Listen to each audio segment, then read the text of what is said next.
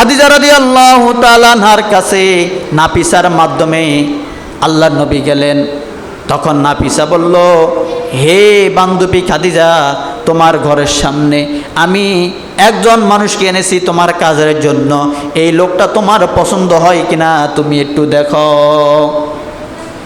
এই লোকটা তোমার পছন্দ হয় কিনা তুমি দেখো। খাদিজাতুল কুবরা তিনি যদি ইসলাম গ্রহণ করেন নাই, ওই সময় ইসলাম বলতে কোনো কিছু নাই, তারপরও তিনি পর্দা করতেন। তিনি ঘরের আড়াল থেকে দাঁড়ায়া মুহাম্মদকে একবার দেখলেন যে মুহাম্মদ দরজার মধ্যে দাঁড়িয়ে আছে। আর তিনি দেখলেন মুহাম্মদের দিকে একবার তাকাইলেন, আবার আসমানের দিকে একবার তাকাইলেন। তিনি দেখলেন যে মুহাম্মদ পূর্ণিমার চাঁদের চেয়ে সুন্দর একজন মানুষ। সুবহানাল্লাহ। এইটা দেখার পরে খাদিজাতুল কুবরা বললেন, এই ছেলে কি আমার কাজ করবে? এই ছেলেটা দেখা যাচ্ছে একজন মক্কার মধ্যে ধনাঢ্য ব্যক্তির লোক, আবার উচ্চ বংশীয় একজন লোক। বলল তাদের হ্যাঁ বংশমর্যাদা অনেক ভালো, তারা বনি হাসিম গোত্রের লোক, কিন্তু তাদের টাকা পয়সা অর্থ সম্পদ তেমন নাই, তাদের বংশ অনেক ভালো এবং এই ছেলের নাম সুনাম সব কিছু আছে, কিন্তু এই ছেলের মতো আর কেউ নাই। বলল তাহলে ঠিক আছে, আমি সর্বপ্রথম এই ছেলেকে চাকরি দিব, কাজ দিব মাঠের মধ্যে ভেড়া চড়ানোর জন্য, বকরি চড়ানোর জন্য। তাহলে মুহাম্মদকে একটা দিরহামের বিনিময়ে তাকে মাঠে ভেড়া চড়ানোর জন্য দিলেন। ভেড়া চড়ার জন্য যখন দিলেন, তখন ভেড়াগুলি দেখতেছে, কয়েকদিন যাওয়ার পরে দেখতেছে ভেড়াগুলি লাভের পর লাভ, লাভের পরে লাভ করতেছে। তখন তিনি বললেন, মুহাম্মদ তুমি আর মাঠে কাজ করা লাগবে না, তুমি এখন আমার সাথে এবং আমার সাথে আর আমার কৃতদাস মাইসারের সাথে তুমি সিরিয়ার উদ্দেশ্যে ব্যবসা করতে যাবে। আমি হয়তো বা অসুস্থ হয়ে যেতে পারি, তোমরা আমাকে সহযোগিতা করবে। তখন মুহাম্মদকে সিরিয়ার উদ্দেশ্যে ব্যবসার জন্য রওনা হলো।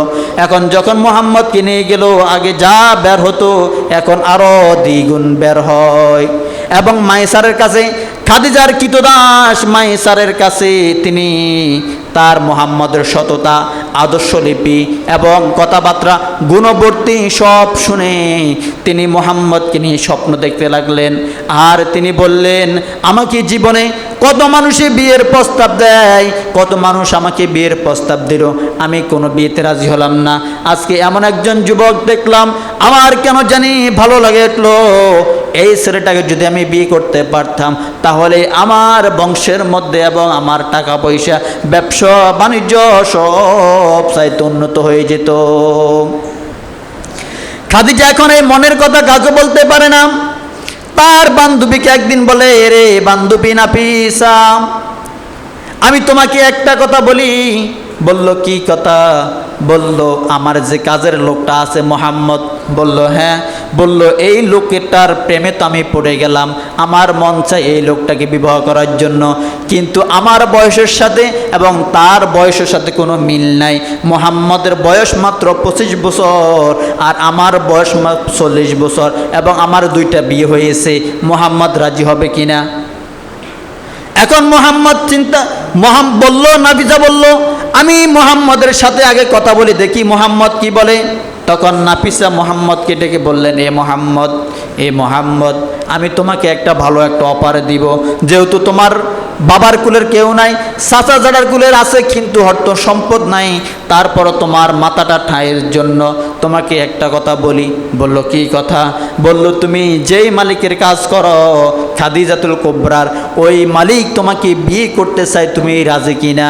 বলল আমি মোটামুটি সম্মতি দিলাম, কিন্তু আমার সম্মতি কোনো লাভ হবে না, আমার চাচা আছে, আমার